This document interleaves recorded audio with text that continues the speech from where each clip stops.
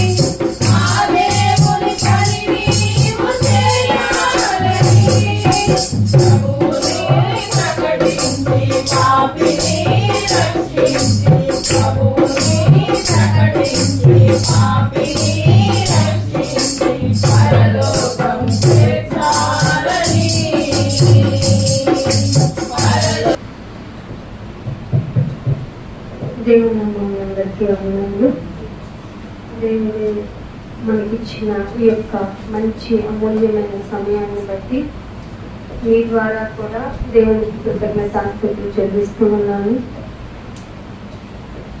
వాక్యము మనకి ఈ భూమి మీద చాలా అవసరం. మనిషికి ఆక్సిజన్ ఎంత అవసరమో అంతకు మించి, అంటే లోకపరమైనటువంటి అవసరాలు, గాలి, నీరు, ఆహారం, వస్త్రం, గూడు, ఇవన్నీ మనిషి ఎంత నెససరీ అనుకుంటున్నాడో దానికి మించి ఇవన్నా లేకపోయినా లైఫ్ లీడ్ అయిపోతుంది. మనకు తెలిసి ఈ చాలా వరకు మనకి వీటిలో మనకి కొన్ని లేవు, అయినా మనం లైఫ్ని లీడ్ చేస్తున్నాం. ఈ బ్రతుకుని లాగేసాం చాలా వరకు. కానీ వాక్యము కనుక లేకపోతే ఇప్పుడు రాబోయే కాలం ఒకటి ఉంది, నిరీక్షించుకునే కాలము. ఇప్పుడు మనం నిరీక్షిస్తున్న కాలము రాబోయే కాలానికి కదా. ఆ కాలానికి మనం సంసిద్ధులము అయి ఉండాలి అంటే వాక్యమే మనకి ప్రయారిటీ, వాక్యమే ప్రాధాన్యత. వాక్యము ద్వారానే మనం ఏమైనా సాధించుకోగలం. అందుకే నీ బాధలో ఉన్నా, వేదనలో ఉన్నా, నీకు కష్టమైనా, నష్టమైనా, ఈవెన్ దో నువ్వు హ్యాపీగా ఉన్నా, వాక్యం నందే ఆనందించు అని చెప్పింది బైబిల్. నేను ఇవాళ ఆనందంగా ఉన్నాను నాయన, నేను వెళ్ళి బయట పార్టీ చేసుకొని వస్తానంటే నో, రూల్ లేదు. క్రైస్తవులకి దేవుడు ఇచ్చిన లిమిటేషన్ ఉంది చూసారా, చాలా హెల్దీ వేలో ఉంటుంది, చాలా స్ట్రిక్ట్ వేలో కూడా ఉంటుంది. అందుకే క్రైస్తవంలోకి వచ్చిన వాళ్ళు చాలా మంది నిలబడలేరు. ఆయన యొక్క ప్రేమను అర్థం చేసుకుంటే గనక, ఆయన యొక్క తండ్రి యొక్క ఆలోచన విధానాన్ని మనం అర్థం చేసుకుంటే గనక, కుమారుడు చేసిన త్యాగాన్ని మనం అణువణువున గుర్తుపెట్టుకుంటే గనక, క్రీస్తుని అనుసరించే వారంగా ఉన్న మనము ఎట్టి పరిస్థితుల్లోనికి వెనకడుగు వేయలేము. అంత ప్రేమని తండ్రి చూపించారు, అంత త్యాగాన్ని కుమారుడు చేశారు. వారి ఇద్దరి యొక్క ప్రేమని, త్యాగాన్ని, కృపని అర్థం చేసుకునేంత ఇంగిత జ్ఞానాన్ని పరిశుద్ధాత్మ దేవుడు సర్వసత్యంలోనికి నడిపిస్తూ మనల్ని, మన గురించి మనం ఏం ప్రార్థన చేయాలో మనకు తెలియదు. ఆ రోజు గురించి కానీ, సిచ్యువేషన్స్ గురించి కానీ మనకు తెలియదు. సో పరిశుద్ధాత్మ ద్వారా ఆయన మన కోసం తండ్రికి విజ్ఞాపన చేస్తున్నారు. కుమారుడు ఆయన యేసుప్రభు గారు కూడా తండ్రి కుడి పార్శ్వంలో ఉండే రెస్టింగ్ పీరియడ్ లో లేరు. వీళ్ళ గురించి నేను ప్రార్థన చేస్తున్నాను, వీళ్ళు వాక్యములో ఏకమై ఉండాలని I will offering you daddy అని చెప్పేసి అడుగుతున్నారు. ఏంటండి దేవుడి గురించి వచ్చేటప్పటికి తండ్రి, డాడీ, అన్న, ఏంటండి మీ గోళ అంటున్నారు చాలా మంది. మీరు రిలేషన్లు అంటే చచ్చి పడిపోతారు. దేవుడు ఆ ట్రాక్ లోనే వచ్చాడు. నేను తండ్రిని అంటే ఓ నువ్వు తండ్రివా అంటూ ఎఫెక్షన్ చూపిస్తారని. అన్న మీకు యేసుప్రభు గారు మీకు అన్నరా అంటే అనుబంధం ఎలా ఉండాలో, ఆ అనుబంధానికి దేవుడు పెట్టిన పేరు సమాధానం ఆత్మీయ అనుబంధం. శరీర అనుబంధాలు క్రైస్తవులలో ఉండవు, ఉండకూడదు కూడా. అందుకే యేసుప్రభు గారే డైరెక్ట్ డిక్లరేషన్ ఇచ్చారు. ఏమని ఇచ్చారు? నన్ను వెంబడించాలంటే తల్లిని ఎలా వదిలేస్తామండి? తండ్రిని పాసిబుల్ అవుతుందండి? అవ్వదు. కానీ వదిలి చూపించాలి. అంటే శరీరంగా వదిలిపెట్టడం కాదు. ఆయన ఇప్పుడు రిలేషన్స్ ఆఫ్ ఫాదర్ అవని, మదర్ అవని, బ్రదర్ అవని, సిస్టర్ అవని, వాళ్ళు వాక్యంలో లేరని, సత్యవాక్యంలో లేరని తెలిసి వాళ్ళని ఆ ట్రేలో ఆ పక్కన ట్రాక్ లో పెట్టేసి, నాయన వీళ్ళకి నాకు నీ సంబంధమైన రిలేషన్ లేదు, కానీ వీరి గురించి నేను ప్రార్థన చేస్తున్నాను, దయచేసి వీళ్ళకి నీ యొక్క ఒరిజినల్ వే మాత్రం చూపించని, నువ్వు వాళ్ళు బతికున్నంత వరకు నువ్వు చేయాల్సిందే. అదే మనిషిని భరించటం అంటే. ఇవన్నీ కామన్ గా వచ్చి పొద్దున్న ఒక పాటకి చిందులేసేసి కుదరకపోతే తందన అనేసుకొని వెళ్ళిపోయే వాళ్ళకి అర్థం కాదు. ఇదిగో వాక్యమునందు ఆసక్తి గల 4 గింజలు గట్టివి చాలవా? అవే ముఖ్యంగా పొలంలో మంచి పంటను తెచ్చిపెడతాయి కదా. సో వాక్యానికి ఇచ్చేవాళ్ళు ఏదో పొలంని వెళ్ళిపోతున్నారండి, చాలా మంది మందలుగా వెళ్ళిపోతున్నారు అంటే వాళ్ళకి కావాల్సింది వాక్యం కాదు. వాళ్ళు దేవుని గురించిన ఆ స్ట్రక్చర్ ఏంటి, ఆయన ఏం కోరుకుంటున్నాడు వాళ్ళకి అనవసరం. వాళ్ళు ఏంటంటే అవకాశవాదులు. గమనించండి జాగ్రత్తగా, అవకాశవాదులు. వాళ్ళు మనుషుల్ని ఎలా వాడుకుంటారో ఆ దేవాది దేవుని కూడా వాడుకోవాలని చూస్తున్నారు. మీరు ఇస్తావా అని అంటారు. ఆ ఇచ్చే వరకు మనిషిని కూడా పొగుడుతూ ఉంటారు. ఆ పని అయిపోయింది అనుకో, ఎవరిలో అని వాళ్ళ చూపులే మనకి అలాగ అనిపిస్తాయి. అదే ప్రాసెస్ లో, అదే వేలో దేవుణ్ణి కూడా చూస్తున్నారు. అందుకే మనకి పాత పాఠాల్లో ఒక మాట ఉంటుంది, అవసరాల కొరకైన అస్తిత్వం క్రైస్తవ్యమా? క్వశ్చన్ మార్క్ వేశారు మనకి. అలాంటి మంచి పునాదులు పడ్డాయి మనకి. దేవుడు మనల్ని ఎంతగా కాపాడు. ఏమంటే చాలా మంది అనుకుంటారు, మాకు 8 ఎకరాల పొలం ఉండిందండి, ఇంత ఆస్తి ఉండిందండి, ఇవన్నీ ఉండటం వల్ల మేము సేఫ్ గా ఉన్నామండి అనుకున్నా. అసలు అది కరెక్ట్ కాదు. అనుభవించకుండా పోయేవాళ్ళు ఎంతమంది? మిమ్మల్ని అనుక్షణం కాపాడుకుంటూ, మీకు ధైర్యం చెప్పుతూ, మిమ్మల్ని ఆదరించుకుంటూ, కలిమిలోనో, నష్టంలోనో, రోగంలోనో మిమ్మల్ని చక్కగా ప్యాంపరింగ్ చేసుకుంటూ, పేరెంటింగ్ చేసుకుంటూ, వాక్యముతో మనల్ని పోషిస్తున్నారే ఆ దేవాది దేవుడు. వాళ్ళు బెస్ట్ పీపుల్, వాళ్ళే ధన్యులు. సో ఇప్పుడు ఎవరు ధన్యులు అంటారు? మనమే. వాక్యంతో మనల్ని మనం మాట్లాడుకోవటం, ఇక్కడ ఉన్నాను కదా అని నేనేదో గొప్పని కాదు. దేవుడు నాకు ఎక్కువ కాన్సన్ట్రేషన్ చేసుకునే ఇది ఇచ్చాడు, మీకు వినడానికి కూడా మనసుని ఇచ్చాడు. 2 ఉండాలి.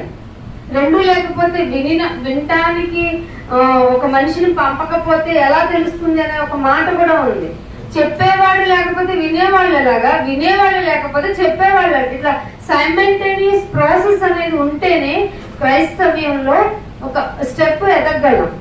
అందుకని భక్తుడు అంటాడు, నాయన నాకు ఎన్నో ఇబ్బందులు ఉన్నాయి, ఏంటి నాయన అంటే, ఆ ఇబ్బందుల్లో ఒక భక్తుడు అడిగిన మాట మీకు గుర్తుకు చేసి ముందుకెళ్తాను. కీర్తన గ్రంథము, బైబిల్ అందరూ తీసుకోండి, ఓపెన్ చేసి రాసుకోవడానికి ప్రయత్నించండి.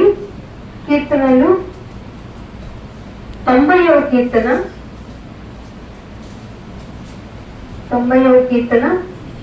15వ వచనం.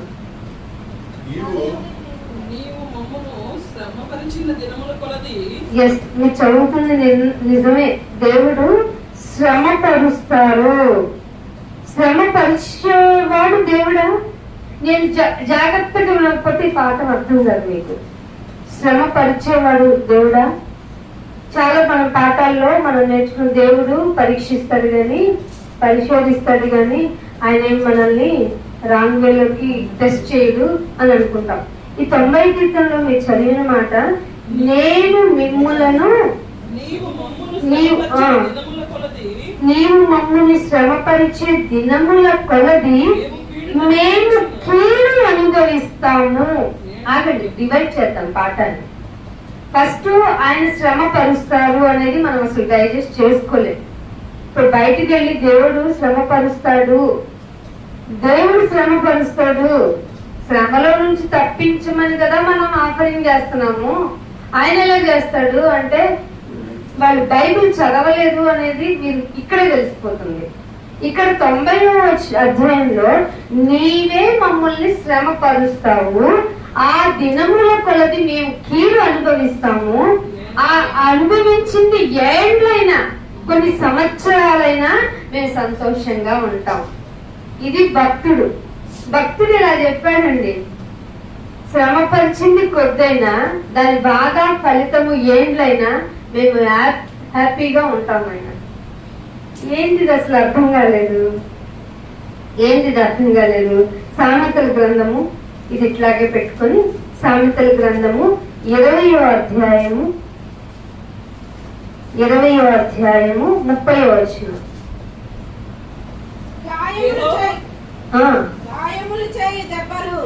గాయములు చేయు దెబ్బలు అంతరంగంలో చొచ్చి అందుకు శ్రమ పొందటం వల్ల ఉపయోగం ఉందా లేదా? ఇది ఎవరు ఒప్పుకోలేరు. కామన్ పీపుల్ ఎవరు ఒప్పుకోలేరు. నీకు ఒళ్ళు నొప్పులు ఉన్నాయా, కామన్ గా చెప్తున్నా, ఒళ్ళు నొప్పులు ఉన్నాయా, కాళ్ళు నొప్పులు ఉన్నాయా, కీళ్ళ నొప్పులు ఉన్నాయా, ఏదైనా రోగం ఉండిందా, ఆ విషయంగా నువ్వు దేవుని దగ్గరికి వెళ్తావు. ఇంకొక మీకు బాగా తెలిసింది, విరిగి నలిగిన వారికి నేను ఆసన్నుడను. వెరీ నియర్ గా ఉంటాడు ఆయన. అలాంటిది మానసికంగా మనల్ని ఎవరన్నా కొంగ తీసి కొట్టేస్తే, అదే సొంత వాళ్ళైతే ఆ గాయం మాంతదా? కానీ ఆ గాయము గనక అయితే నీలో ఉన్న చెడుతనం పోతుంది. శ్రమ అవసరం అనిపిస్తుందేమో. ఇప్పుడు డైజెస్ట్ గా ఉండే చేదైన మందు ఆరోగ్యాన్ని కలిగిస్తుంది. నాకు అర్థం కాలేదు కదా, ఎందుకు ఈ భక్తుడి మాట అన్నాడు, ఎందుకు ఏంటి, ఏళ్ళు గడిచాలా, ఏళ్ళు గడిచినా కూడా నేను హ్యాపీగా ఉంటాను అంటున్నాడు ఆ భక్తుడు. అంటే ఈ రోగమైనా, ఈ బాధైనా, ఈ లోటైనా నా శరీరానికే కదా, నా ఆత్మ నేను చేయలేవు కదా. ఇంకా ఇలా ఉండటం వల్ల, శ్రమ పడటం వల్ల, శ్రమ పొందటం వల్ల నేను, నాలో గాయమైంది చూసావా, ఆ గాయములు చేసే దెబ్బలున్నాయి చూసావు, అంతరంగంలో చచ్చిపోతాయి.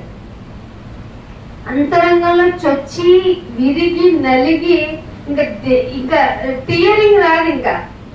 ఇంకా మనసు ఆ పడే బాధ ఏడ్చినది మనల్ని ఎవ్వరు చూడండి. మనం అందరిలో ఏడుస్తున్నారు అనుకోండి, వాళ్ళు నమ్మకండి. బాగా బాధ ఉన్నవాడు నలుగురిలో అస్సలు ఏడవాడు, ఒంటరిగా కూర్చుని ఏడుస్తాడు. ఒంటరిగా కూర్చుని ఏడుస్తూ తన దేవునితో మాట్లాడుకుంటాడు. నాయనా, నీ ఎదుట ఎలా ఉన్నాను, నేను ఏం చేసినా నీకోసమే ఆలోచించి స్టెప్ తీసుకున్నాను కదా, ఏ బాధ అయినా ఓర్చుకుంటానని కదా నీతో నేను ప్రామిసింగ్ చేసుకున్నాను. అయినా గట్టిగా కొట్టారు అయినా. కొట్టనేరడన్నా, కొడితేనే నీకు అంతరంగంలో చొచ్చుతాయి కదా, చొచ్చి నీలో నీకు తెలియకుండా ఉన్న చెడుతనం అంతా వానిష్ అయిపోద్ది. తండ్రి ఏమో ఒకలాగా చెప్పాడు, దావీదు గారి కీర్తనలో 90లో ఒకలాగా చెప్పాడు. ఆ జ్ఞానాన్ని అందిపుచ్చుకున్న కుమారుడు ఇంకా ఫైనలైజ్ చేశాడు. ఆ రెండింటిని పుడికి పుచ్చుకున్న మనము వీఆర్ హ్యాపీ అనేస్తున్నాం. అర్థమవుతుందా? శ్రమ చాలా అవసరం అని. శ్రమ ఆయన ఎవరికి పడితే వాళ్ళకి పెట్టరు.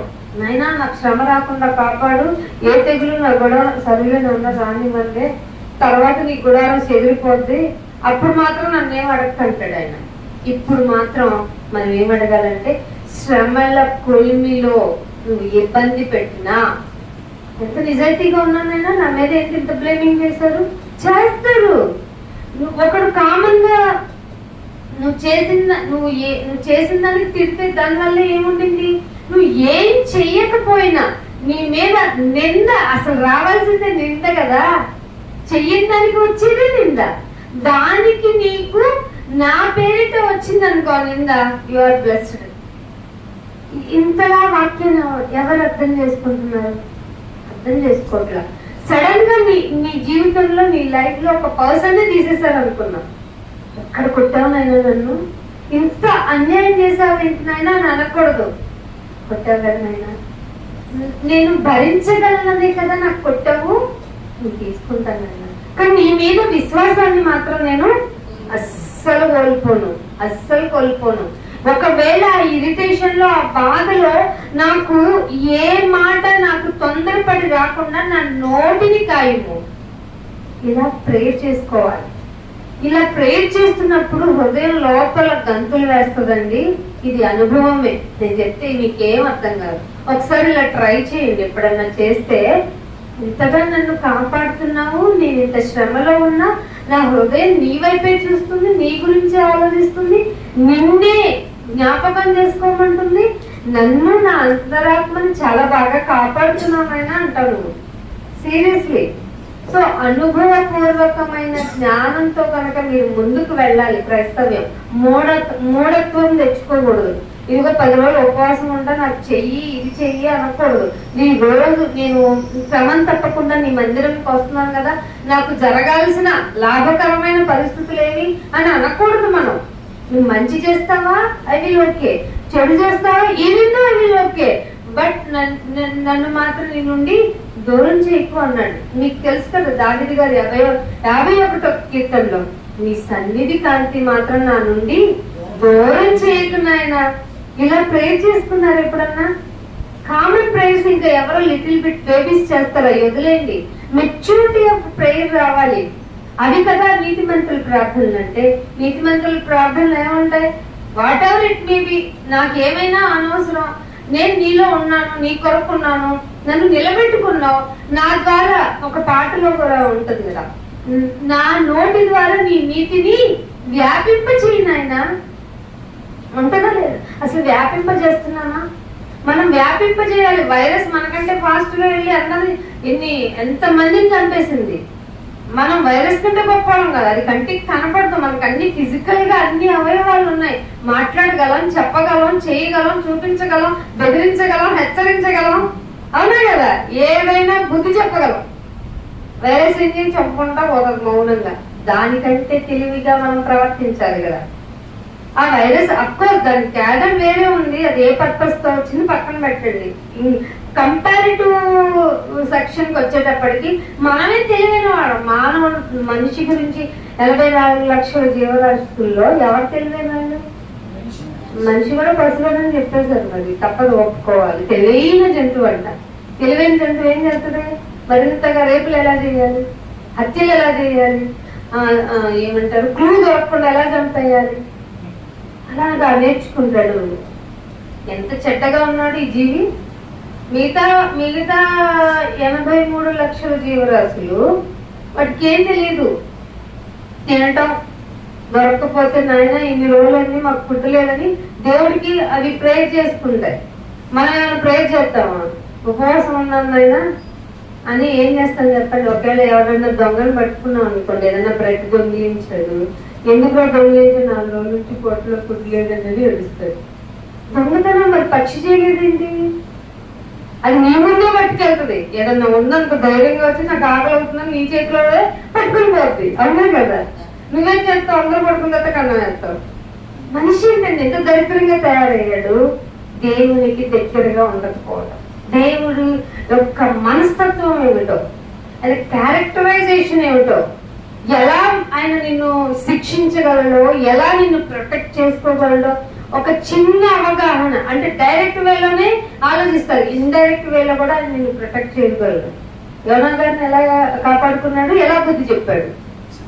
ఆయన మామూలుగా ఏరా దుష్టుడా దుర్మార్గుడు, నేను చెప్పిన పని నువ్వు చేసింది ఏంటి, నీకు కుష్టి వ్యాధి కలుగుగాక అనొచ్చు కదా.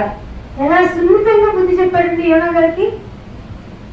ఏంటైనా నువ్వు ఎట్లాగైనా నిన్ను వాళ్ళని కాపాడుతావు, లేదా నువ్వు మంచోడివి అందరినీ కాపాడుతావు, నేను వెళ్ళి చెప్పడం ఎందుకంటే నేనేం చేయమన్నా నువ్వేం చేసావు. వెళ్ళి ఎక్కడ పడుకున్నాడంట, ఎవరన్నా డిస్టర్బ్ చేస్తారని ఓడ అడుగు భాగమున. ఎవరితో ఒక ప్రవక్త, దేవుని చేత పని కల్పించుకోబడిన ఒక ప్రవక్త దేవుడి యొక్క సంకల్పాన్ని పక్కకు నెట్టి వెళ్ళి రెస్టింగ్ పీరియడ్ లోకి వెళ్తే, ఒక అన్యుడు, ఒక అవిశ్వాసి, ఒక లోకంలో ఉన్న వ్యక్తి ఏమని పిలిచాడు చెప్పండి? పోయి నిద్రపోతా. ఎంత అవమానం అండి. అదొక దెబ్బ. బాబాయ్ ఇప్పటిదాకా గాలి దుమ్ములు వచ్చినాయి, మేమంతా పడేసుకున్నాము, అయినా ఏమి ప్రయోజనం లేదు, ఓడ మునిగిపెట్టేట్టుందంటే ఒకటే సొల్యూషన్.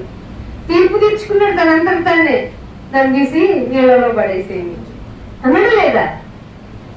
ఇది కూడా సెకండ్ దెబ్బ మీద దెబ్బ యోనా గారికి.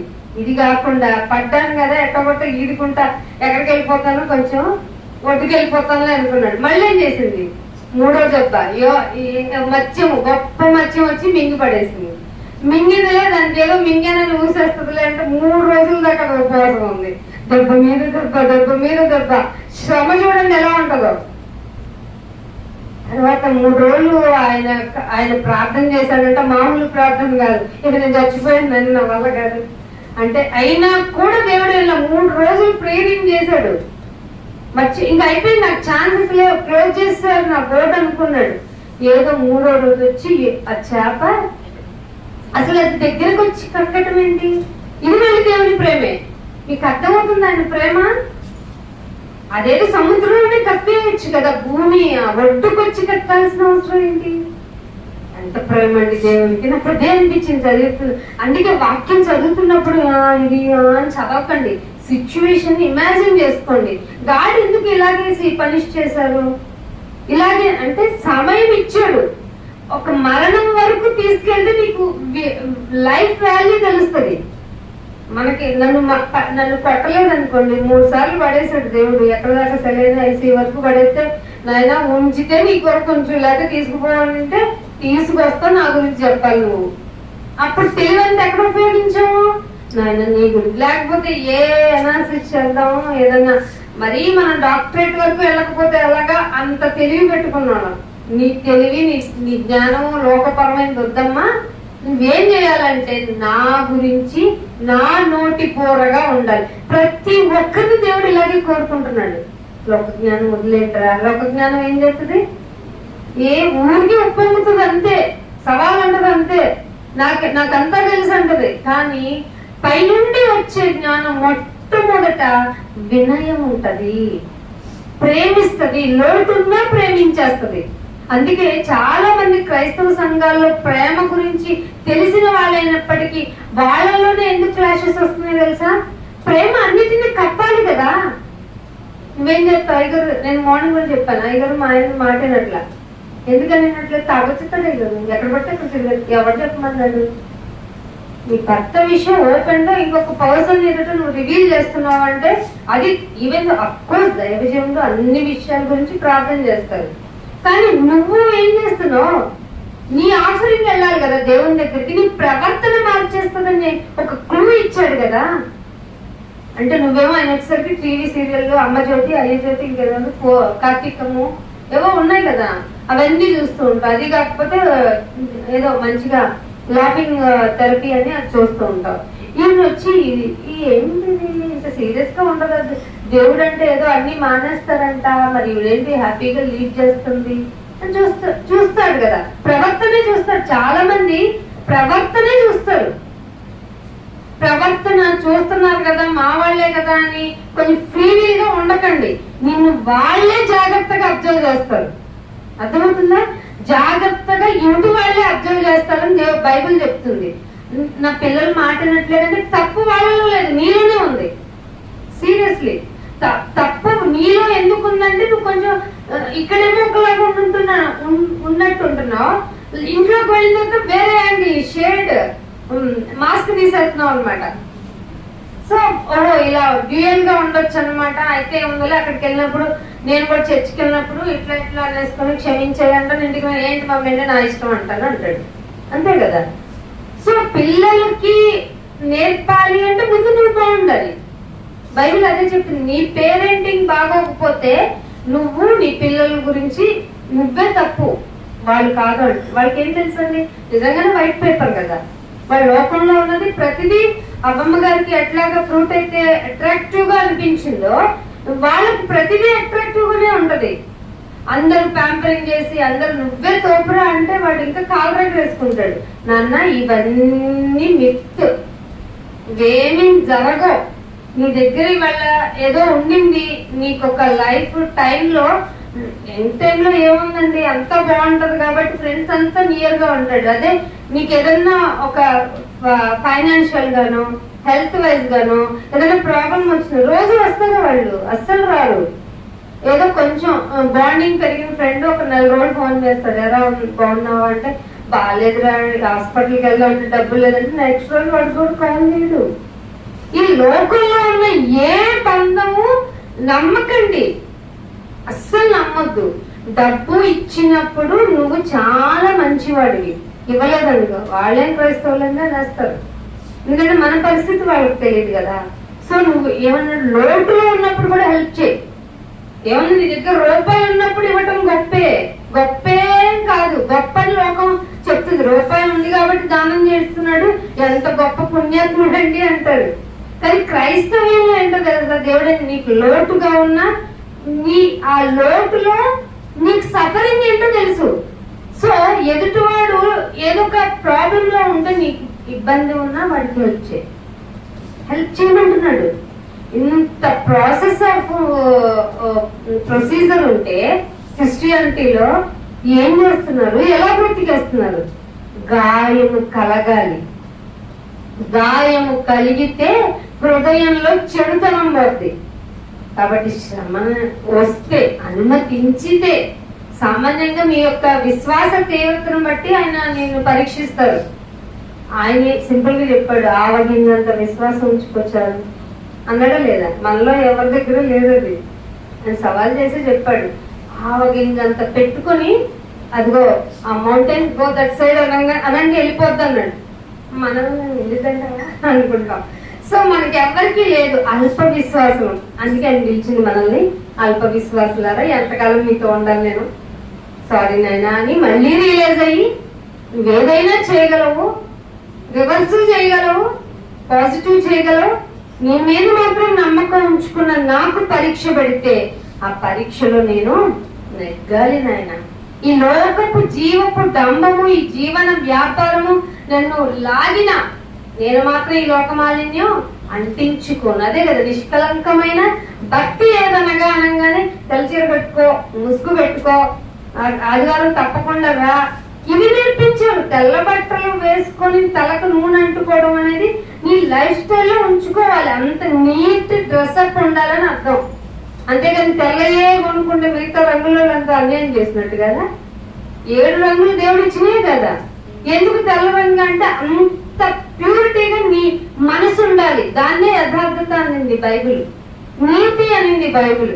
లోపలంతా కుమ్ము, కుతంత్రం, కంపు ఏవేవో పెట్టేసుకుని ఒక సహోదరుని చూడగానే వీడొకడో అంటూ అసూయ పడిపోయి వాడొకడో ఇరిటేట్ అయ్యి చెప్తున్నదంతా నా గురించే చెప్తున్నాడు అనుకొని మళ్ళీ మూతి ముడుచుకొని తర్వాత పైకి వచ్చి వందనాలు అయ్యంటే కుదురుతుందా? దేవుడు అంగీకరిస్తాడా? అసలు బలలో ఛాన్స్ వస్తుందా నీకు? అవేం పట్టించుకోకుండా తీసుకొచ్చిన thank you I'm taking table అంటాము. ఈ విషయంలో నువ్వు అపరాధివి. బైబిల్ చెప్తా ఉంది. మనల్ని మనం పరీక్షించి పరిశీలన చేసుకోవటమే మనం చేయవలసిన కర్తవ్యం. అందుకే ఇంకొక మాట చూపిస్తాను. 2వ కీర్తనలు రాశారు కదా, 1వ రాజుల గ్రంథం ఒక షాకింగ్ ది మీకు చూపిస్తాను ఈరోజు. 1వ రాజుల గ్రంథం 22వ అధ్యాయము.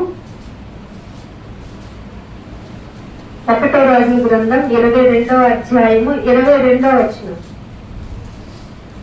అందుకతడు నేను బయలుదేరి అతని ప్రవక్తల నోట అబద్ధమాడు ఆత్మగా ఉండునని చెప్పగా ఆయన నీవు అతనిని ప్రేరేపించి 21 చదవండి. 21 చదివితే ఇది అర్థమవుతుంది. అంతలో ఒక ఆత్మ ఎదుటకి వచ్చి యెహోవా సన్నిధిలో నిలవబడి నేను అతన్ని ప్రేరేపించదనగా, యెహోవా ఏ ప్రకారముగా నేను అతన్ని ప్రేరేపిస్తావు అని అంటున్నాడు. అంటే 22వ వచనంలో చెప్తున్నాడు ఆయన, అందుకతడు నేను బయలుదేరి వెళ్ళి, ఒక ఆత్మ వచ్చిందంట దేవుని దగ్గరికి. ఉన్నవాడైన దేవుని దగ్గరికి వచ్చి, నాయన నేను వెళ్ళి అతన్ని ప్రేరేపించేస్తాను నాయన అన్నాడట. అయితే దేవుడు నువ్వు ప్రేరేపించడం ఏంటి అని అనలేదట. నువ్వు ఏ విధంగా ప్రేరేపిస్తావు అంటే ఆది అంతమై ఉన్న దేవునికి ఏం తెలీదా?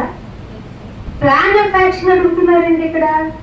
అడిగితే అతను అంటున్నాడట, అందుకతడు నేను బయలుదేరి. మీరు ఆ సిచ్యువేషన్ అంతా ఇంటికి వెళ్ళి చదువుకోండి. హూ ఈజ్ వాట్ అనేది ఇంటికి వెళ్ళి చదువుకోండి. నేను సందర్భం అవసరమైంది కాబట్టి 2 వచనాలు తీసుకున్నాను. అందుకతడు నేను బయలుదేరి అతన్ని ప్రవక్తల నోట, అండర్లైన్ చేసుకోండి, అతన్ని ప్రవక్తల నోట అబద్ధమాడే ఆత్మగా ఉంటాను. ఇది ఎవరితో చెప్పాడు? సాక్షాత్తు ఉన్నవాడైన దేవునితో. ప్రవక్తల నోట అబద్ధమాడు ఆత్మగా ఉంటానని చెప్పగా ఆయన నీవు అతన్ని ప్రేరేపించి సక్సెస్ అవుదుగాక అని బ్లెస్ చేశాడంట దేవుడు. ప్రవక్తలను అసలు అబద్ధం ఆడొచ్చా? మరి దేవుడు ఇక్కడ రివర్స్ గేర్ లో అబద్ధమాడు ఆత్మను ఆయనే ఉంచాడంట. ఎంతో కన్ఫ్యూజన్ గా ఉంది కదా. ఇది ఇట్లా పెట్టుకొని ఇంటికెళ్ళి ఈ అధ్యాయం అంతా చదవండి మీకు ఫుల్ క్లారిటీ కోసం. ఇంకొక మాట, న్యాయాధిపతుల గ్రంథము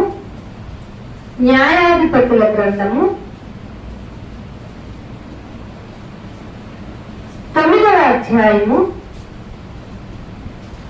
24వ వచనం చూడండి. 70 మంది కుమారులు చేయబడిన ద్రోహ ఫలము వారిని చంపిన అబీమెలెకు వారికి సహోదరుని మీదికి అతడు తన సహోదరులను చంపినట్లు అతని చేతులను బలపరిచిన షెకెము యజమానుల మీదకి వచ్చినట్లు అండర్లైన్ చేసుకోండి. వారు చేసిన ప్రాణ హత్య వారి మీదకి వచ్చినట్లు. ఇక్కడ క్యారెక్టర్ ఎవరు? దేవుడు అబీమెలెకును షెకెము యజమానులకు వైరము కలుగునట్లుగా వారి మీదకి దురాత్మను.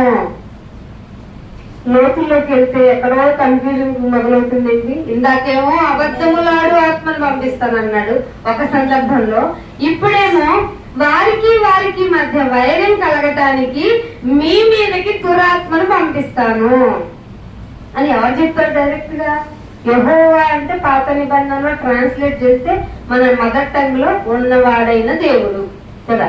ఉన్నవాడైన దేవుడు ఏంటి? దురాత్మను పంపిస్తానంటున్నాడు. దురాత్మ పో అంటే పోవాలి కానీ దురాత్మనే దేవుడు పంపిస్తే ఏం చేస్తారు? అర్థమవుతుందా? వాక్యం కామన్ పీపుల్ కి అర్థం కాదు.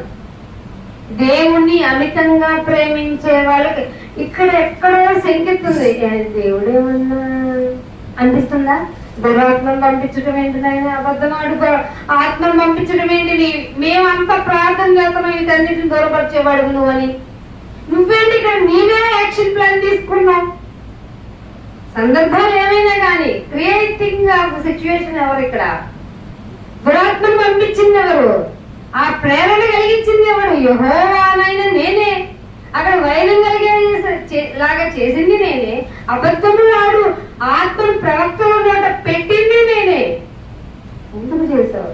దేవుడేమన్నా అనేటప్పటికీ దేవుడు ఒక మాట చెప్పాడు. 1 యోహాను రాసిన పత్రిక ఈ రెండింటిని మెల్లో పెట్టుకుని చదవాలి. వాక్యమందు ఆసక్తి ఉంటే దేవుడు కొత్త కొత్త విషయాలు మనకు నేర్పుతారనమాట. 1 యోహాను రాసిన పత్రిక 1వ అధ్యాయము 5వ వచనం. మేము ఆయన వలన విని మీకు ప్రకటించు వర్తమానం ఏమంటే దేవుడు వెలుగే. మీలో కన్ఫ్యూజన్ రానీకండి. దురాత్మలు పంపించాడు కాబట్టి ఆయన దురాత్మలకు హెడ్ అనుకోకండి. అబద్ధములాడు ఆత్మకు ప్రేరేపించాడు కదా అని మీరు అబద్ధములాడు ఆత్మకేమన్నా హెడ్ అనుకోకండి. దేవుడు వెలుగై ఉన్నాడు. అందరం చేసుకోండి. ఆయన యందు చీకటి ఏ మాత్రము లేదు. చీకటి ఏ మాత్రము లేదు. కాకపోతే మీరు తర్వాత వచ్చిన ఇంకొక ఈ సపోర్ట్ చేసే మాటలు హెబ్రీయులకు రాసిన పత్రిక ఈ మాటతో పాటు ఇంకో సపోర్టింగ్ వర్డ్ తీసుకొని ముందుకు వెళ్ళిపోతాం. హెబ్రీయులకు రాసిన పత్రిక 7వ అధ్యాయము 25వ వచనం చూడండి. 7వ అధ్యాయము. ఈయన తన ద్వారా ఈయనెవరు? తన ద్వారా ఎవరు? ఈయనెవరు? తన ద్వారా ఎవరు? ఈయనంటే దేవుడు. తన ద్వారా అంటే యేసుక్రీస్తు ద్వారా. ఈయన తన ద్వారా యేసుక్రీస్తు ద్వారా దేవుని యొద్దకు వచ్చి వారి పక్షమున విజ్ఞాపన చేయుటకు నిరంతరము జీవించి ఉన్నాడు. కనుక సంపూర్ణముగా రక్షించుటకు శక్తిమంతుడు. కొంచెం కాదు, అటు కాదు. ఈయన ఏమన్నా చీకటా ఏంటి? మొత్తం వెలుగ్గా లేడండి. ఆ కన్ఫ్యూజనే వద్దు. ఈ బైబిల్ ని బాగా చదివితే ఆయన అలా అబద్ధములాడు ఎందుకు పంపించావంటే అక్కడ అన్యాయం జరుగుతుంది. ముళ్ళుని ముళ్ళుతోనే తీయాలి. The cleverness of God. తెలివైన దేవుడు మనకి అరే మీరు నా వైపు వాళ్ళు కదా కాబట్టి మీరు అన్యాయం చేశారు కదా అని పక్కన పెట్టుకోండి. మీరు న్యాయంగా ఉన్నారు కదా, నన్నే పూజిస్తున్నారు కదా, ఏదో చిన్న పొరపాటు చేసావు కదా దావీదు, ఐ విల్ ఎక్స్క్యూజ్ యూ, పదా నీదంతా వానిష్ చేస్తానని చెప్పను. తప్పుగానే చూపిస్తాను, ముళ్ళుతోనే తీస్తాను అని చెప్పిన దేవుడు దురాత్మ ద్వారానే నీకు ఇబ్బంది కలగజేస్తే ఆ నష్టం ఎలా ఉంటుందో మీరు అధ్యాయం అంతా చదివితే తెలుస్తుంది. ఎలా ఉంటుందో తెలుస్తుంది. కాబట్టి ఏమంటున్నాడంటే నేను ఏ విషయంగానైనా నిన్ను సంపూర్ణంగా రక్షించగల శక్తిమంతుడను. నాలో కొంచెం కూడా చీకటి లేదు, నేను వెలుగై ఉన్నాను. ఇది దేవుడు మనకు చెప్తున్నాడు. దేవుడి యొక్క కాయిన్ ఆయన ఎలా యాక్షన్ తీసుకుంటారనేది నీకు తెలియదు. ఇప్పుడేదో మన మధ్య కన్ఫ్యూజన్ మ్యాటర్ నడుస్తుంది అంటే ఏమో ఆయన ఎంత వాడో, ఆయన ఏం చెప్పినా నీలో ఉన్న విశ్వాసం తగ్గుతుందో పెరుగుతుందో అని ఆయన కన్ఫ్యూజన్ పట్టచ్చు. అంతే కదా, నువ్వు నమ్ముతావా లేదా? ఇప్పుడు ముగ్గురు ఏమంటే 3 1 అయిద్దా? 3 = 1 అయిద్దా? 3 ఉన్నాయండి. కాదు ఈ 3 1 అని చెప్తే అవుతుందా? 1 ఉందండి, 1 = 3 అంటే అవుతుందా? దేని వాల్యూ దాంతే కదా. 3 1 అవ్వదు, 1 3 అవ్వదు. 3 3 1 1. కానీ 3 కన్నా మధ్యలో 2 ఉంది, దానికే వాల్యూ ఎక్కువ. మిగతా ఎంత కాదు అన్నాను అనుకోండి, నేను నీకు లెక్కలే రావంటావు. అంతే కదా, కామన్ థింగ్ కదా. లేదండి అన్నిటికంటే చివరిని 3 పెద్ద వాల్యూ ఎక్కువ అంటే నీకు బుర్ర పని చేయట్లేదా అంటావు. మరి సరేలేండి వదిలేద్దాం, 1 కదా స్టార్ట్ అయింది, 1నే తీసుకుందాం అన్నాను అనుకోండి, ఏమంటావు? మిగతా 2 3 ఏం చేస్తావు అంటావు. సో దేని వాల్యూ దానికి అయినప్పుడు 1 వచ్చి నేను అలగను, 2 వచ్చి నేనేం మాట్లాడను, 3 వచ్చి ఈ విషయంలో నాకు సంబంధం లేదన్నప్పుడు నువ్వు నేను ఎందుకు కొట్టుకోవాలి? దేని వాల్యూ దానిదే కదా. సో నీ విజ్ఞత ఇక్కడ ఏమవుతుంది అని దేవుడు నిన్ను నన్ను టెస్ట్ పెట్టడానికి ఒక కన్ఫ్యూజన్ మ్యాటర్ ఆయనే పెట్టించవచ్చు. ఎందుకంటే అబద్ధములాడు ఆత్మను ప్రేరేపించే శక్తి ఆయనకు ఉన్నప్పుడు నీ బలం ఏంటో తెలియాలి కదా. ఈ కాలంలో నువ్వు రోగం వచ్చి పోయే కాయవో లేకపోతే కన్ఫ్యూజన్ వచ్చి వెనక్కి పోయే కాయవో తెలియాలి కదా ఆయనకి. శ్రమల కొలిమిలో వేస్తే కానీ నీకు బంగారం లాగా నువ్వు తయారవు. ఆ శ్రమ ఏమంటే మనకేముంటాయి, మనం ఒక తీర్మానం చేసుకున్నామండి, ఆయన కష్టం వచ్చినా నష్టం వచ్చినా నీకోసమే. కానీ వాక్యంలోనే నాకు తెలియని కన్ఫ్యూజన్ నాకు పెడితే నేను అనుమానిస్తానా లేదా? కానీ అటువంటి అనుమానాలేమి రానియకుండా నన్ను కాపాడు. అప్పుడు ఏం చేయాలి? ఎవరో చెప్పిన మాట మీద నేను ఉండకూడదు, వాక్యమే నేను చదువుకోవాలి. అందుకే 1 యోహాను 5వ అధ్యాయంలో ఏమన్నాడు? 1 యోహాను మీరు చదివారు కదా, 1వ అధ్యాయం 5వ వచనంలో ఆయన వెలుగై ఉన్నాడు, ఆయనలో చీకటి ఏమీ లేదు అని అంటున్నాడు. అందుకని దానియేలు గ్రంథము 4వ అధ్యాయము 9వ అధ్యాయంలో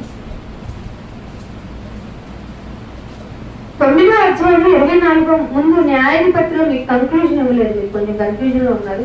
న్యాయాధిపతిలోనే 9వ అధ్యాయానికి రండి, ఒకసారి మీరు కన్క్లూడ్ చేసి ముందుకెళ్తాను.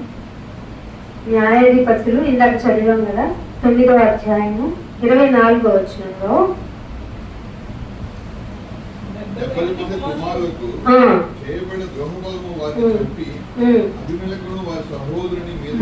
మీరు 24లో ఎక్కడ ఉంటుందంటే వారు చేసిన ప్రాణ హత్య వారి మీదకి వచ్చినట్లు. దేవుడు మళ్ళీ ఇక్కడ మీరు అన్యాయస్తుడు అనుకోకండి, వారు చేసిన ప్రాణ హత్య వారి మీదకి వచ్చినట్లు దేవుడే అబీమెలెకును శకునకు యజమానులకు వైరము కలుగునట్లు వారి మీదకి దురాత్మను పంపండి. ఇక్కడ ఏదో దేవుడు అన్యాయం చేశాడు అనుకోకండి, ముందు వాళ్ళు చేసింది తప్పు. ఆ తప్పుని వాళ్ళకి మళ్ళీ తప్పు చేసి ఇదిగో దురాత్మ నువ్వు వెళ్ళు. ఎందుకంటే ప్రతిదీ మంచిది అనుకుంటున్నారు ఈ లోకంలో మనుషులు. మేము వెలుగులో ఉన్నాం కాబట్టి చేసేవన్నీ వెలుగు అనుకుంటున్నారు. వెలుగులో వచ్చిన తర్వాత నీలో జీవపు డంబం రాకూడదు.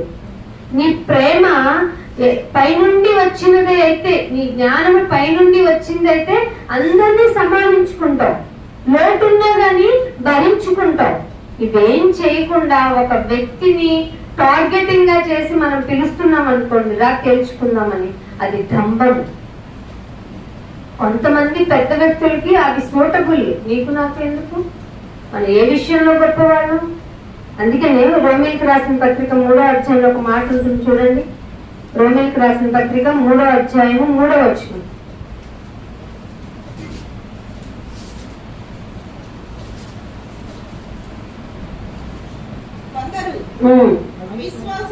కొందరు అవిశ్వాసులైతే ఏంటి, వారు అవిశ్వాసులైనందున దేవుడేమన్నా నమ్మదగిన వాడు కాకపోతాడా? దేవుడేమన్నా నమ్మదగిన వాడు కాకపోతాడా? చాలా మంది ఏంటండి ఇలా ఉన్నారు అనంటే, వాళ్ళు అవిశ్వాసులు అయ్యారు, వాళ్ళు తప్పిపోయారు, వాళ్ళ ప్రకారం వాళ్ళే అలా అయిపోయారు అనుకున్నంత మాత్రాన దేవుని యొక్క వెయిటేజ్ ఏమైనా తగ్గుద్దా? ఇది దీని అర్థం. నీ యొక్క విశ్వాసము ఆయనలో పెరుగుతుందా, ఏమన్నా కన్ఫ్యూజన్ మ్యాటర్ క్రియేట్ చేస్తుందా? ఇది మీరు బాగా ఆలోచించుకోవాలి. అందుకనే ఒక మాట చూపిస్తాను, అదే 1వ యోహాను రాసిన పత్రిక 5వ అధ్యాయము. మనం ఏం చేయాలి ఇటువంటి పరిస్థితుల్లో అని బైబిల్లో చూపిస్తాను. 1వ యోహాను రాసిన పత్రిక 5వ అధ్యాయము 17వ వచనం చూడండి. సకల దుర్నీతియు పాపము, అయితే మరణకరము కాని పాపము కలదు. దేవుని మూలముగా పుట్టి ఉన్న వాడెవడను పాపము చేయడని ఎరుగుతాము. దేవుని మూలంగా పుట్టిన వాళ్ళెవ్వరు పాపం చేయరని తెలుసు మనకి. దేవుని అప్పుడు అలాంటి వాడు ఏం చేస్తాడంటే, దేవుని మూలముగా పుట్టిన వాడు ఏం చేస్తాడు, తనని తాను నిన్ను నువ్వు భద్రం చేసుకోవాలి, నిన్ను నువ్వు భద్రం చేసుకోవాలి, నిన్ను నువ్వు భద్రం చేసుకోవాలి. ఇది ఈ పాఠానికి మిడిల్ ఆఫ్ ది హైలైట్. నిన్ను నువ్వు భద్రం చేసుకుంటున్నావా? భద్రం చేసుకోవాలంటే మనం ఊరగాయలు భద్రం చేయాలంటే ఉప్పు ఎక్కువ పోసి ప్రిజర్వ్ చేస్తాం. కొన్ని రోజులు బాగా ఉండాలంటే ఫ్రిడ్జ్ లో పెట్టి భద్రం చేస్తాం. మనం ఇంకా చాలా వాటిని చాలా విధాలుగా భద్రం చేస్తాం. ఇవన్నీ చేయకపోయినా పర్లేదు కానీ నిన్ను నువ్వు భద్రం చేసుకోవాలి. ఎలా వస్తాయో నీకు నిన్ను అట్రాక్ట్ చేయడానికి, నిన్ను పడేయటానికి, నీలో అవిశ్వాసాన్ని కలగజేయటానికి బైబిల్లో ఈ కొన్ని సందర్భాలు కూడా నిన్ను పొరపాటు పడేలాగా చేయొచ్చు. అర్థమవుతుంది? అందుకే ఆ 2 రిఫరెన్స్, అది పెద్ద పాఠం, కాకపోతే ఈ పాఠానికి ఇది కొంచెం బేస్ అవుతుందని మీకు చూపించాను. ఎప్పుడైతే దేవుని గురించిన నీకు చిన్ని అనుమానం, పేతురు గారు ఏమన్నాడు, యేసుప్రభు గారు నడుచుకుంటూ వచ్చేస్తుంది, బ్రదర్ నేను కూడా వచ్చానా, కమాన్ అన్నాడు. 2 అడుగులు వేసి నేను నడిచేస్తున్నాను కదా అన్నాడు. అంతే పుక్కుని పడ్డాడు. ఇలాగే ఇంత సింపుల్ గా పాపం ఏంటంటే సులువుగా చిక్కులు పెట్టేస్తుంది. ఇలా పెడతదా అని ఆశ్చర్యపోతాం మనమే. అట్లాంటివి జరగకుండా ఉండాలంటే నిన్ను నువ్వు భద్రం, ప్రొటెక్ట్ చేసుకోవాలి. అది దేని ద్వారా అవుతుందంటే వాక్యము ద్వారానే. నిన్ను భద్రం చేసేది ఏంటంటే వాక్యమే. వాక్యమే నిన్ను భద్రత చేస్తుంది. అందుకే సంఘంలో అత్యవసరమైన మెడిసిన్ గా వాక్యాన్ని ఇవ్వాలి. దాని టైం ఇస్తారు మీకు. మీరు చాలా మంది అరగంట చెప్పండి, దేవుడితో చెప్తున్నట్టు, మాతో చెప్తున్నట్టు కాదు. గమనించుకోండి, మన దగ్గర కాదు, కామన్ గా చాలా మంది ఆ టైం అయిపోయి వాచ్ చూపిస్తారు, నుంచుంటారు, అలా అంటారు, ఇలా అంటారు. వాళ్ళు కూర్చోలేరు, ఎందుకంటే అగ్ని కాలుతా ఉంటది కదా. వాక్యం ఇబ్బంది పెట్టేస్తా ఉంటది కదా. వాళ్ళ మనస్సుని, వాళ్ళ మనస్సాక్షిని గద్దించేస్తా ఉంటది కదా. ఇదంతసేపు ఈ గోళ మనకి ఇది తట్టుకోలేము, తొందరగా కానిచ్చేయండి అంటారు వాళ్ళు. సో వాళ్ళకి దేవుడు చెప్తున్నది ఏంటంటే, నువ్వు నన్నే ఆపమంటున్నావురా మాట్లాడకుండా. మనం ఏముందంటే ఆఫ్టర్ ఆల్ గొంతు వేసుకొని చెప్తాం. ఈ గొంతుకు కూడా సరిపోదని మనం బయటెట్టుకుంటాం. మనం దేవుడు కనుక ఒక్క మాట ఆయన డైరెక్ట్ స్పీచ్ చేస్తే మన చెవులు చిల్లులైపోయి మనం టోటల్ గా చచ్చిపోతాం. అందుకే నువ్వు నన్ను చూడలేవులే మోసే, వెనక నుండి వస్తున్న నా ఇమేజ్ చూడు అన్నడు లేదా. అక్కడ కూడా వచ్చింది డైరెక్ట్ గా తండ్రి గారు కాదు. సో నువ్వు ఆలోచించుకునే విధానం, రోజు ఆయన గురించి నీకు అవగాహన అవ్వకపోతే, రోజు నిన్ను భద్రం చేసుకునే విధానంలో వాక్యంలో ఉండకపోతే డెఫినెట్ గా నీ విశ్వాసం ఏమంటారు క్వాలిటీది కాదు.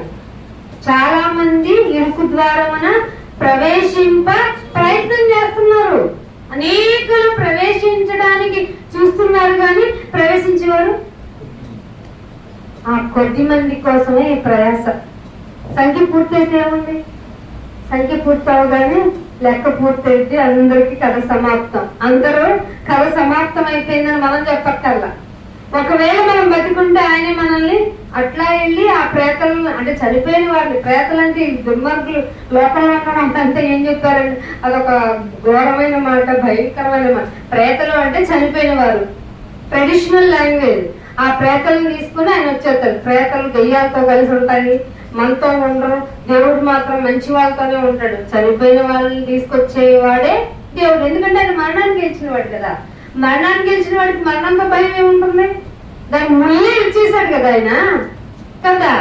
సో ఆ ప్రేతలు తీసుకొని వచ్చి అప్పటికీ అలాగే సత్యంలో విశ్వాసంతో మనం నిలకడగానే ఉన్నాం. విత్ రోగం, with financial problem, with relation disturbances తోనే మనం ఉన్నాం. అప్పుడు వచ్చి మనల్ని తీసుకుని ఆయన తండ్రికి అప్పగించేస్తాడు. అందాక మన విశ్వాసం యొక్క తీవ్రత పెరగాలి. ఎక్కడికంటే నీకు ఇచ్చాను కదా బిడ్డని, ఆఫ్టర్ ఎన్ని ఇయర్స్ తర్వాత, 100 years లో ఇంకా పిల్లలు పుట్టరని రాసి ఇచ్చేసారు సర్టిఫికెట్, కానీ నీకు నేను బిడ్డని ఇస్తాను. ఇచ్చానా లేదా? నాకు ఇచ్చే అనే టెస్టింగ్ ఉందనుకో, ఏంటి దేవుడు ఇచ్చేది నువ్వే తీసుకునేది నువ్వేనా, నాకంటూ ఏం మిగల్చవా అని అన్నాడంటే అబ్రహాం గారు. పదనాన్న పోదాం అన్నాడు, కొడుకు అడగలేదు, తల్లికి ఏం చెప్పలేదు, పొలవమని వెళ్తున్నారు. కానీ మధ్యలో క్వశ్చన్ రావాల్సిన వాళ్ళకి వచ్చింది, నాన్న ఏంటి వెళ్తున్నాం ఇద్దరమే, అదేది దాన్ని బలిచ్చే గొర్రె పిల్లేది, కట్టెలేవి, పదనాన్న నువ్వు పద అంటున్నాడు. దేవుడే చూసుకుంటాడు అన్నాడట, ఏం చెప్పలేదట. దేవుడు ఎట్లా చూసుకుంటాడని మోషే గారు కూడా, అబ్రహాం కుమారుడు ఇస్సాక్ గారు కూడా అనలేదంట. తండ్రి ఎలా పెంచాడు, కుమారుడు ఎలా పెరిగాడు, తండ్రి విశ్వాసం ఏంటండి. అందుకే నువ్వు విశ్వాసములకు ది ఫాదర్ ఆఫ్ ఫెయిత్ అంతే పో అన్నాడు దేవుడు. అన్నాడు లేదా? ఫాదర్ ఆఫ్ ఫెయిత్ అక్కడ వరకు వెళ్ళింది టెస్ట్. విశ్వాసాన్ని టెస్ట్ చేయడం అంటే మామూలుగా ఉండదు, ఎమోషన్స్ తోనే ప్లేయింగ్ ఇంకంతే. నువ్వు వాక్యం బాగా చెప్తున్నావు కదా, నీ రిలేషన్స్ తోనే నువ్వు వద్దు పో అంటే నువ్వు ఎలా ఉంటావు? నువ్వు వద్దు, నీ విశ్వాసం వద్దు, మా నాన్న కావాలని వెళ్తాను. నో, నువ్వే కావాలి మై ఫాదర్. నీ ఊపిరి నాలో ఉంచావు.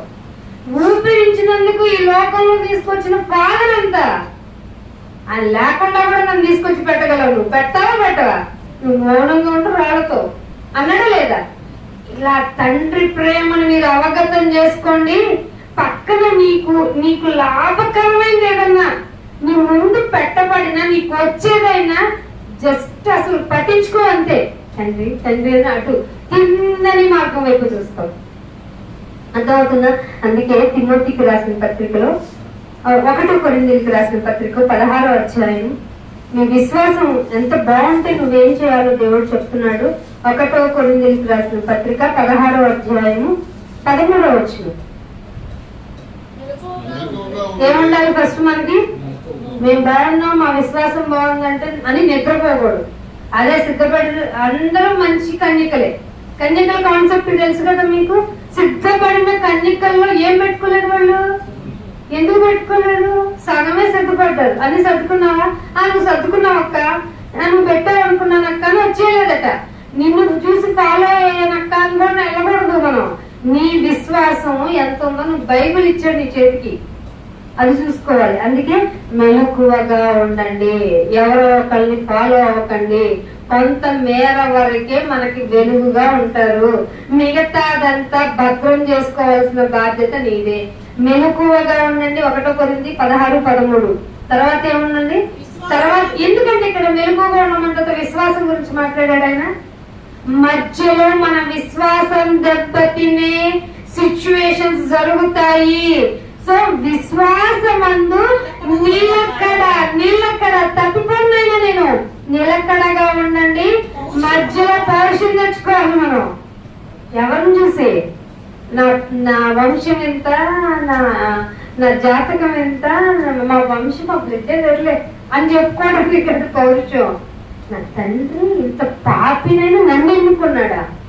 నన్ను ఎన్నుకుని ఆఫ్టర్ ఆల్ చిన్న డస్ట్ పార్టికల్ అయిన నన్ను, నా అభిష్టమును గుర్తించి నాకు చేస్తున్నాడా? ఈ దేవుడు నాకు చాలే. ఇట్టి యాజకుడు, ఇట్లా ప్రధాన యాజకుడు మనకు సరిపోయిన వాడు. ఈ సరిపోయిన వాడిని చూసుకొని పౌరుషం తెచ్చుకోవాలి. పౌరుషము గలవారై ఉండండి. దేవుని గురించి చెప్పే రాంగ్ గా ఇంటర్ప్రిటేషన్ చేసే వాళ్ళ గురించైనా, అసలు దేవుడే లేడనే వాళ్ళ గురించి మనం చెప్పే విధానంలో అయినా పౌరుషంగా ఉండటం వన్ ఆఫ్ ది పార్ట్ అయితే, అసలు నాకు ఆయన దేవుడిగా ఉన్నాడు, ఇది కదా నా వంశం అనుకొని పౌరుషంగా నీకు నువ్వు మోటివేట్ అవ్వటం కూడా గొప్ప లక్షణం. పౌరుషముగా ఉండండి, స్ట్రాంగ్ గా ఉండండి. చాలా మంది అండి అన్ని తీసేయండి అంటారు. అసలు దేవుడు నిన్ను కదా బాగా ఉండమన్నాడు, తగు మట్టుకు ధరించుకొని వెళ్ళిపోరా అంటే అష్టైశ్వర్యాలు 7 వారాలు నగలు తగ్గించుకొని గుడికి వచ్చి వీరన్నిటిని తగ్గించుకొని బతకండి అని నేను చెప్తే కుదురుతుందా? అందుకే తగు మాత్రం చాలు, నిన్ను నువ్వు భద్రం చేసుకో, లిమిటెడ్ వే తెలుసుకో అని చెప్తే దేవుడు బలవంతులై ఉండమన్న ఆయన మాటని మీరు ఏ విధంగా తీసుకుంటున్నారు? లోకంలో మనం ఎంత బలవంతులుగా చూపించటానికా? కాదు, సాతాను ఎదుట మనం ఎంత బలవంతులుగా చూపించటానికి. ఫస్ట్ మెలకుగా ఉండాలి, విశ్వాసంలో నిలకడగా ఉండాలి, పౌరుషము గలవారై ఉండాలి, బలవంతులై ఉండాలని కూడా చెప్తున్నాడు. 7వ వచనంలో చూడండి, ఇదే అధ్యాయంలో ఒక మాట అంటాడు. 7వ వచనంలో కొద్ది కాలం ముందు నిరీక్షణ. కొద్ది కాలమే నిరీక్షణ. ఏమంటే మన లైఫ్ సగం అయిపోయిందా లేదా? ఉన్న లైఫ్ ఎప్పుడు పోతామో తెలియదు. పొల్యూషన్ వల్ల పోతాము, ఏదైనా మన నెత్తి మీద మనం పెట్టుకున్న దాని వల్ల పోతాము, ఏదైనా కానీ అసలు భద్రం పరిచేవాడు ఆయన. మన అవసరం భూమి మీద ఉంటుంది అనుకుంటే మనం రోగంతో ఉంచైనా పని చేయించుకుంటాడు. ఉదాహరణ పోయి గారే, నాకు ముళ్ళుంచో ఏంటి నాయన అని అంటే ఏమన్నాడు ఆయన? మీరు చెప్పండి, మీ నోటితో వినాలని. అన్నాడా లేదా? మళ్ళీ ప్రేయర్ చేశాడంట, చాలే నా కృప నీకు చాలు పో అన్నాడంట. అది తీసుకుని మనం వస్తామా? తీస్తావా లేదా? చేస్తావా లేదా? ఈ పాస్టర్ గారికి రిక్వెస్ట్, ఆ పాస్టర్ గారికి రిక్వెస్ట్, వేకువ జామున్లో రిక్వెస్ట్, మిట్ట మధ్యాహ్నం రిక్వెస్ట్, అర్ధరాత్రి ఈ రిక్వెస్ట్ అన్ని చేసి రోగం తీసే అయినా ఈ రోగంతో నేను టాలరేట్ చేసుకోలేకపోతున్నాను. నా శరీరం భరిస్తుందో లేదో తెలియటంలా. నీ చిత్తమైతే తీసేయంటే ఎస్ నువ్వు భరించలేదు, నేను తీసేస్తా. కానీ నాకు అవసరం అన్న, నీకు ముళ్ళు ఉంచాలి, ఉంచుతా నేను చెప్పు అంటే నువ్వు తీర్చి నేను చెప్తానంటే ఈ విశ్వాసములో నిలబడలేదు అంటే ఆఫ్టర్ ఆల్ రోగం నేను ఉంచితే నేను దేవుడు కాకుండా పోయానా నీకు? అదే కదా మనం ఇందాక రోమ 3:3 చదువుకున్నాం. ఏమని చదువుకున్నాం? ఎవడో అవిశ్వాస అయినంత మాత్రాన నా స్టాండ్ ఏమన్నా తగ్గుతుందా?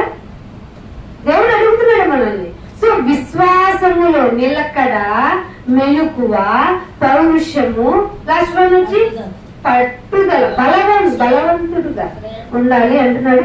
కొంతకాలమే నిరీక్షణతో ఉండొచ్చు మీరు. అందుకనే 1 పేతురు రాసిన, ముగించేస్తానండి, 1 పేతురు రాసిన పత్రిక 2వ అధ్యాయము, 1 పేతురు రాసిన పత్రిక 2వ అధ్యాయము 11వ వచనం చూడండి. మనం ఏమై ఉన్నామని గుర్తుపెట్టుకోవాలి. విశ్వాసంలో నిలకడగా ఉండాలంటే అసలు మనం ఇక్కడ వాళ్ళం కాదు. ఎక్కడ వాళ్ళం? యుఎస్ లో ఉండాల్సిన వాళ్ళం. యుఎస్ లో ఉండాల్సిన వాళ్ళం అయితే ఇక్కడ ఏమంటాం? పర్మనెంట్ ఇల్లు పెట్టుకుంటామా కదా, అక్కడ కదా కట్టుకుందాం అనుకుంటాం. అందుకని ఏం చేశారు ట్రంప్ గారు? మీ ఊళ్ళకి మీరు బోల్డే అన్నాడా లేదా? అక్కడికి వెళ్ళి మనం అంతా ఏం చేద్దాం అనుకుంటున్నాం? అక్కడ ఇండియన్ చేసేద్దాం అనుకున్నాం. డలాస్ లో అంతా మన వాళ్ళేనంట. అందుకని మనం కూడా టెంపుల్ కట్టేసుకుందాం. ఇది ఎక్కడ వచ్చింది గోళ అనుకొని ట్రంప్ గారు ఒక బిల్లు తెచ్చారు. అంటే బిల్లు అంటే ఇక ఎవరు వెళ్ళటానికి ఆలోచించట్లా. సో అలాంటి ప్లాన్ ఉంది కదా మనకి. ఈ ఊరు కాకపోతే మనం ఇక్కడ పర్మనెంట్ గా ఎందుకంటే ఉంటాం, ఏదో రెడ్ హౌస్ లో కాలం గడిపేద్దాం అనుకోవాలి. ఇక్కడ మనం గుర్తుపెట్టుకోవాలి, క్రైస్తవులైన మనము నేను పరదేశులు, ఇక్కడ వాళ్ళు కాదు. మీ దేశం ఇది కాదు. సో సొంత ఇల్లు అవసరమా? సొంత ఐడి కార్డు అవసరమా? సొంత ఓటర్ కార్డు అవసరమా? డబ్బు, లాకర్లు, బంగారం అవసరమా? అవసరమే అనకండి. మీరు వాటి మీద నమ్మకం ఉంచుకున్నారు కాబట్టి నేను రానంటాడు దేవుడు. నన్ను కదా మీరు అడగాలి. సో ఇవి లేనంత మాత్రాన నాయన నాకు కొన్ని సౌకర్యాలు ఇచ్చావు, వాటితోనే నేను హ్యాపీ ఫీల్ అయిపోతా. నాకు ఎక్స్ట్రా బిల్డింగ్ ఇచ్చావు అనుకో, ఆ బిల్డింగ్ పరంగా నేను ఆలోచించుకొని ఇక్కడ డుమ్మా కొట్టేస్తా. ఇవ్వనందుకు థ్యాంక్స్ నాయన, ఎందుకంటే నీ మీదే దృష్టి ఉంచుతాను కదా. సో ఎందుకంటే నేను పరదేశిని కదా. పరదేశినైన నేను పైగా యాత్రికుడు. మా చిన్నప్పుడు ఎక్కడికి ఏదో యాత్రకి వెళ్ళే వాళ్ళు. ఏం యాత్ర పేరు కాదండి, కాశీకి చెంపులు కూడా ఉన్నాయి, మర చెంపులు. కాశీ యాత్రకి వెళ్ళాలి అనుకున్న వాళ్ళు ఏంటి, చాలా వాళ్ళు ఇంటిని అప్పచెప్పేసేవాళ్ళు. బాగా నా ఫ్రెండ్స్ అంతా బ్రాహ్మిన్సేనండి. బ్రాహ్మిన్స్ ఎక్కువ మందితో నేను మింగిలేని వాళ్ళతో తిరుగుతూ నేను ఏమయ్యానంటే ఎందుకు ఎన్ని దేవుడే లేడనుకున్నాం. అటువంటి పరిస్థితుల్లో వాళ్ళు ఏం చెప్పేవాళ్ళు అంటే ఆంటీ వాళ్ళు కానీ అమ్మమ్మ ఎక్కడికి వెళ్తున్నారు అంటే తీర్థయాత్రలకి వెళ్తున్నారు కదా. ఏం చేస్తున్నారంటే ఆ సంవత్సరం పచ్చళ్ళు పట్టును, ఆ సంవత్సరం తిండికి సంబంధించినవి ఏం చేయను, ఇల్లు కూడా ఎవరికొక్కడికి అప్పచెప్పేస్తాను, ఉన్న బంగారం అవన్నీ కాశీకి వెళ్ళేటప్పుడు పట్టుకొని పోతాను, లేదంటే నా దగ్గర బంధువులకి ఇచ్చేస్తాను. యాత్రకి వెళ్తున్నప్పుడు ఈ లోకంలోని ఒక ప్లేస్ నుండి ఇంకొక ప్లేస్ కి వెళ్ళేటప్పుడు ఈ లోకంలో నీకు ఉంచుకున్నవే పనిచేసి ఇచ్చేసి వెళ్ళిపోతున్నావు. క్రైస్తవులు యాత్రికులే కదా, నీకున్నది ఏం చేయాలి? పంచాలి. అపస్తులు చేసింది అదే. స్థిరాస్తులు తీసుకొచ్చి ఇక్కడ పెట్టేసాం ఆయన, ఎవరికి ఎక్కడ ఉందో తీర్చేది. ఇప్పుడేం చేస్తున్నారు? మన అపోస్తులు అనుకున్న దొంగ అపోస్తులు తెచ్చేది దాచుకుంటాము అంటున్నారు. పంచుతున్నారా? పంచితే వాళ్ళ దగ్గర ఎందుకన్నా ఉండవు కదా. కాబట్టి నీ విశ్వాసములో క్వాలిటీ పోకుండా ఉండాలంటే నీ రిమైండర్ ఏంటంటే ఖచ్చితంగా నేను యాత్రికుడని పరదేశుణ్ణి ఉన్నానని నువ్వు ఎరగాలి అని ఎరిగి నీకు ఒక మంచి లాజిక్ మాట చెప్పాడు. పరదేశివి యాత్రికుడివి కనుక ఆత్మకు విరోధంగా శరీరాశలు నీలో పుడతాయి. ఆత్మకు విరోధంగా శరీరాశలు పుడతాయి. అసలు నువ్వు ఎంత మంచి నక్షత్రంలో పుట్టావు తెలుసా? అందుకే దేవుడు నిన్ను ఎన్నుకున్నాడు. నీ నక్షత్రం మంచిది, నీ రాత బాగుంది, నీకు మంచి జరిగింది, నీ పుణ్యం చేసుకున్నావు. ఈ మాటలన్నీ బట్టి శరీరాశను పెంచుతాడు. దేవుడు ఏమంటున్నాడంటే నీ ఆత్మకి విరోధంగానే నీ శరీరము కోరికలు పెడుతుంది. అందుకే మన మొట్టమొదటి పాఠాల్లో నీ శరీరమే, నీ కోపం నీకు శత్రువు కాదు, శరీరం టోటల్ శరీరమే నీకు శత్రువు. ఎందుకని? ఆత్మకు విరోధంగా శరీర క్రియలు ఉన్నాయి. విశ్వాసంలో యొక్క క్వాలిటీ పెరగాలి అంటే నువ్వు నీ శరీరాశలను విసర్జించాలి. శరీరం అంటది ఒక మంచి ఆర్నమెంట్ కొనుక్కోకూడదు. ఈ ఎన్నో సంవత్సరాలుగా సభ పెడుతున్నావు, ఏమైంది? దేవుడు ఏమంటాడు? అసలే నీకు బోల్డ్ అప్పులు, ఇంకో సభ పెడితే అవుతుందా చెప్పు? శరీరాశ. ఇది శరీరాశ. దేవుని పనిని మాన్పించి ఆపించేసి దేవుని పనిని మర్చిపోయేలాగా చేసే ఏదైనా శరీరాశే. ఇంతమంది పిల్లల బాధ్యత నీ మీద ఉంది కదా, మధ్యలో దేవుని పని భుజాలను రెట్టేసుకుంటాం. జస్ట్ నాయనా నేను వస్తాను, వింటాను, వెళ్ళిపోతా అని చాలు, ఎక్కువ శ్రమ పడమాక అని చెప్తుంది. ఇది శరీరాశ. వీటికి ఇవన్నీ ఈ శరీరాశలన్నీ దేనికి విరోధం అంట? నీలో ఉన్న ఆత్మకు విరోధం. సో నీ ఆత్మకు విరోధంగా ఉన్న శరీరాశలన్నీ విసర్జించాలంటే నువ్వు యాత్రికుడిని పరదేశుని గుర్తుపెట్టుకో, ఇంకా వాటి గురించి గుర్తు తెచ్చుకో. అందుకే 1 తిమోతిలోనే 4వ అధ్యాయం 13వ వచనం చూడండి. 4వ అధ్యాయము 13వ వచనం.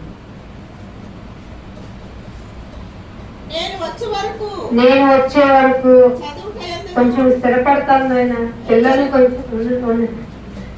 కొంచెం గట్టెక్కిస్తాను ఆయన, వాళ్ళు పెళ్లి చేస్తాను, పేరెంటాలు చేస్తాను, పెళ్లికి ఏమో ముహూర్తం పెడతాను, కానీ ఇది దేవుని వల్ల కార్యం అంటాను అని చెప్పలేదు. నేను వచ్చే వరకు నువ్వు చదువుటయందు, చదివిన తర్వాత ఎవడన్నా రాంగ్ చెప్తుంటే ఇది కాదు కరెక్ట్ అని హెచ్చరించుటయందును, కుదిరితే బోధించాలి నువ్వు కూడా. ఇది ఏమైనా సంకల్పం చెప్పినట్టుందా, విశ్వాసం చెప్పినట్టుందా? మనకు తగ్గుతుందేమో కదా. బోధించుటయందు.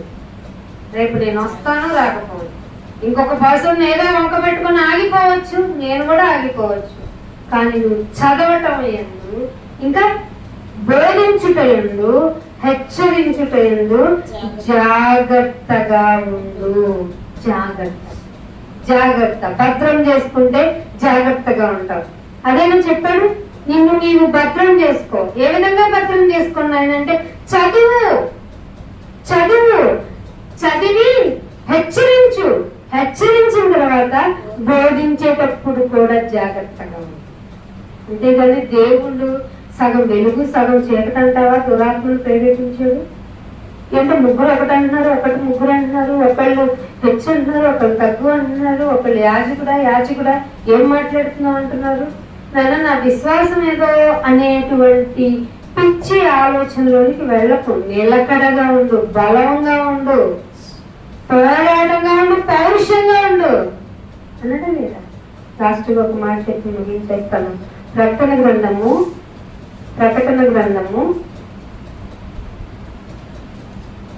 2వ అధ్యాయము 10వ వచనం. నీకు తెలిసిన మాట జ్ఞాపకం చేసుకుని ముందుకెళ్ళి. మీరు శోధింపబడినట్లు అక్కడ ఏముంది?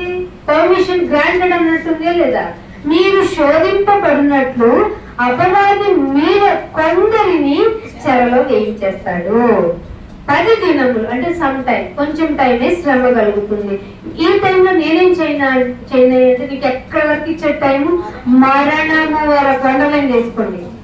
మరణము వరకు నమ్మకంగా ఉన్న జీవ కిరీటం నీదే. ఏ కిరీటం? నిత్యము జీవించి ఉండటమే కిరీటం. అదే పరలోకంలో ఉంచటం. జీవ కిరీటం ఇచ్చేస్తాను మరణం వరకు నమ్మకం. ఈ లోపు ఏం చేయను? ఏం చేస్తుందంటే ఇదే ప్రకటన గ్రంథం 22వ అధ్యాయము 14వ వచనం.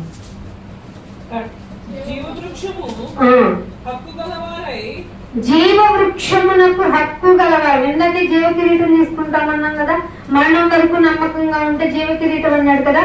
ఆ జీవ వృక్షమునకు హక్కు అవ్వాలంటే మీ వస్త్రాలని, అదే గుమ్మంలో, ఏ గుమ్మంలో? దేవుడు అనుకున్న దేవుని గుమ్మంలోనికి వచ్చి మీ వస్త్రాలను ఉతుక్కుంటూనే ఉండాలి. లేకపోతే మన విశ్వాసం మీద ఏదో మరక పడుతుంది, ఆ విశ్వాసం అయిపోతాం. దేవుడు మనల్ని ఎక్కడ పంపించాలో అక్కడ పంపిస్తాడు. ఉతుక్కుంటూనే ఉండాలి, వాక్యము చదువుతూనే ఉండాలి, బోధించుతూనే ఉండాలి, హెచ్చరిస్తూనే ఉండాలి, మనల్ని మనం భద్రము చేసుకుంటూనే ఉండాలి.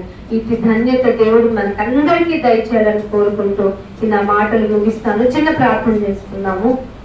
తండ్రి, ప్రపంచం ఎలా పోతున్నా మాలో విశ్వాసము తొనకకూడదు, వెనకకూడదని నేను చేసిన కొన్ని కార్యాలను గుర్తు చేసుకుంటూ అది నెగిటివ్ వేలో ప్రొజెక్ట్ అయినప్పటికీ నీ యొక్క స్టామినా తగ్గదని, మా విశ్వాసంలో తీవ్రతను పెంచుకోవటానికి, లేదంటే మేము తప్పు చేశాము అంటే నేను ఆ తప్పుతోనే తీస్తాను అనేటువంటి ఒక లెసన్ మాకు నేర్పటానికే కనుక మేము నైనా నిన్ను నమ్మటంలో కానీ, నన్ను నిన్ను పూజించటంలో కానీ, నిన్ను ఆరాధించటంలో కానీ మా విశ్వాసంలో ఏమాత్రము నైనా తగ్గింపు లేకుండా, నైనా విశ్వాసంలో తీవ్రత కలిగే నైనా అబ్రహాము గారి వారసులుగా మేము ముందుకు వెళ్ళటానికి, ఆ రాజ్యాన్ని స్వతంత్రించుకోవటానికి మమ్మల్ని స్థిరపరచండి, బలపరచండి, సహాయం చేయండి. మరింత బలవంతులుగా మమ్మల్ని అందరినీ తీర్చిదిద్దమని యేసుక్రీస్తు వారి అతి పరిశుద్ధమైన నామమున ఈ ప్రార్థన వేడుకుంటున్నాను మా పరమ తండ్రి. Amen. Thank you all of you. God bless you.